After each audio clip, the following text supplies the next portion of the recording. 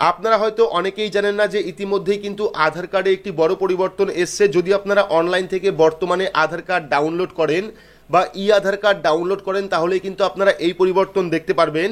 এবং এই যে পরিবর্তন এসছে আধার কার্ডে, এটা কাদের কাদের ক্ষেত্রে এসছে এবং কাদের ক্ষেত্রে আসবে না, এবং যদি আপনার ক্ষেত্রে এই পরিবর্তন আসে সেক্ষেত্রে আপনি পুরনো আধার কার্ড ব্যবহার করতে পারবেন কিনা বিস্তারিত জানতে পারবেন আজকের এই ভিডিওতে। তো ভিডিওটি শুরু থেকে শেষ পর্যন্ত অবশ্যই দেখবেন। ভিডিওটি ভালো লাগলে লাইক করবেন, চ্যানেলটিকে সাবস্ক্রাইব করে পাশে রাখা বেল আইকনটি প্রেস করে নোটিফিকেশন অল করে রাখবেন, সবার সুবিধার্থে ভিডিওটি শেয়ার করবেন। তো চলুন শুরু করি। তো আধার কার্ডের নতুন পরিবর্তন দেখতে হলে বা আধার কার্ড ডাউনলোড করতে হলে আপনার স্মার্টফোন থেকে বা কম্পিউটার থেকে যে কোনো একটি ব্রাউজার আপনি ওপেন করবেন। ব্রাউজার ওপেন করে সেখানে গিয়ে সার্চ করবেন myaadhar.uidi.gov.in, তাহলে কিন্তু অফিসিয়াল যে ওয়েবসাইট সেই ওয়েবসাইটটা চলে আসবে। তো ওয়েবসাইটে আসার পর আধার কার্ড ডাউনলোড করতে হলে আপনারা কি করবেন, লগ ইন অপশনে ক্লিক করবেন। ক্লিক করলে কিন্তু পরবর্তী আরও একটি পেজ আপনার সামনে চলে আসবে।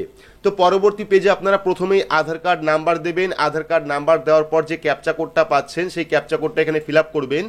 ক্যাপচা কোড ফিল আপ করার পর সেন্ড ওটিপি অপশনে ক্লিক করবেন। আপনার আধার কার্ডের যে ফোন নাম্বারটা লিঙ্ক রয়েছে সেই ফোন নাম্বারে কিন্তু একটি ওটিপি পাঠাবে, সেই ওটিপি এখানে বসিয়ে লগ ইন অপশনে ক্লিক করবেন। লগ ইন অপশনে ক্লিক করলে কিন্তু আপনার যে প্রোফাইল বা আপনার যে ড্যাশবোর্ড সেই ড্যাশবোর্ডটা ওপেন হয়ে যাবে। ড্যাশবোর্ড ওপেন হয়ে যাওয়ার পর আপনারা ডাউনলোড আধার অপশনে ক্লিক করবেন। ক্লিক করলে কিন্তু পরবর্তী আরও একটি পেজ চলে আসবে।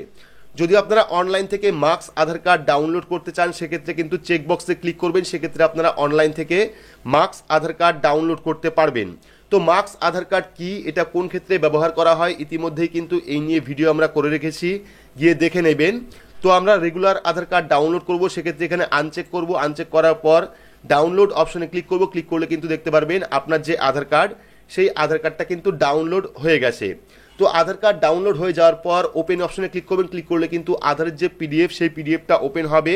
পিডিএফ ওপেন করতে গেলে কিন্তু প্রথমে আপনাকে পাসওয়ার্ড দিতে হবে। আধারের যে পাসওয়ার্ড, আধারের পাসওয়ার্ড হলো আপনার নামের প্রথম 4 অক্ষর বড় হাতের এবং আপনার জন্মসাল, সেটা আপনি দেবেন। দেওয়ার পর ওপেন ফাইলে ক্লিক করবেন। ক্লিক করলে কিন্তু আপনার যে আধার কার্ড বা ই আধার কার্ড সেটা কিন্তু ওপেন হয়ে যাবে।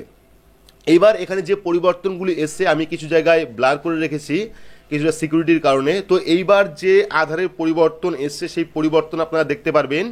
যে পরিবর্তন হলো ঠিকানাতে আপনারা একটি বড় পরিবর্তন দেখতে পারবেন। যেমন আগের আধার কার্ডে শুধুমাত্র আপনারা গ্রামের নাম পেতেন বা আপনার বাড়ির অ্যাড্রেস পেতেন, কিন্তু বর্তমানে দেখতে পাচ্ছেন এখানে নাম রয়েছে, পাশাপাশি গ্রামের নামও কিন্তু রয়েছে। কিন্তু পরবর্তী আপডেটে দেখতে পাচ্ছেন ভিটিসি রয়েছে, গ্রামের নাম, ভিটিসিতে গ্রামের নাম রয়েছে, পাশাপাশি কিন্তু পোস্ট অফিসের ঠিকানাও এখানে রয়েছে, যেটা কিন্তু আগের আধার কার্ডে ছিল না।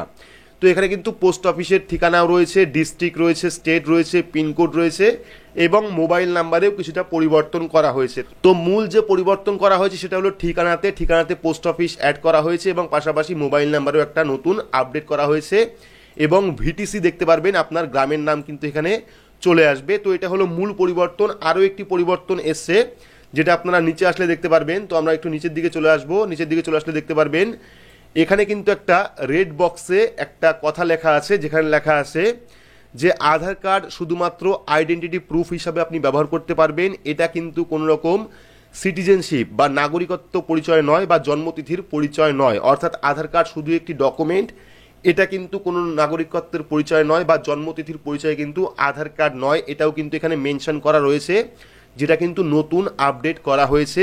অর্থাৎ আপনারা হয়তো অনেকেই ভাবতেন যে এনআরসি হলে বা এনআরসির কারণে আপনাদের আধার কার্ড দরকার পড়তে পারে, সেক্ষেত্রে কিন্তু এখানে স্পষ্ট বলা রয়েছে আধার কার্ড শুধুই একটি ডকুমেন্ট। অর্থাৎ আপনি যে কোনো কাজে কিন্তু আধার কার্ড ব্যবহার করতে পারেন, কিন্তু আধার কার্ড আপনার নাগরিকত্বের পরিচয় দেয় না, পাশাপাশি কিন্তু জন্মতিথির পরিচয়ও দেয় না।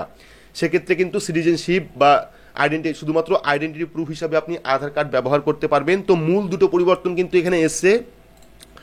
একটা হলো এখানে আধারের ডিটেলস দেওয়া আছে এখানে রেড বক্সে, পাশাপাশি কিন্তু ওপরের সাইডে আপনারা ঠিকানাটাও একটু আপডেট দেখতে পারবেন। তো এইবার কথা হচ্ছে এই যে পরিবর্তন, এই পরিবর্তন কাদের কাদের ক্ষেত্রে এসছে বা কোন কোন আধার কার্ডের ক্ষেত্রে এসছে।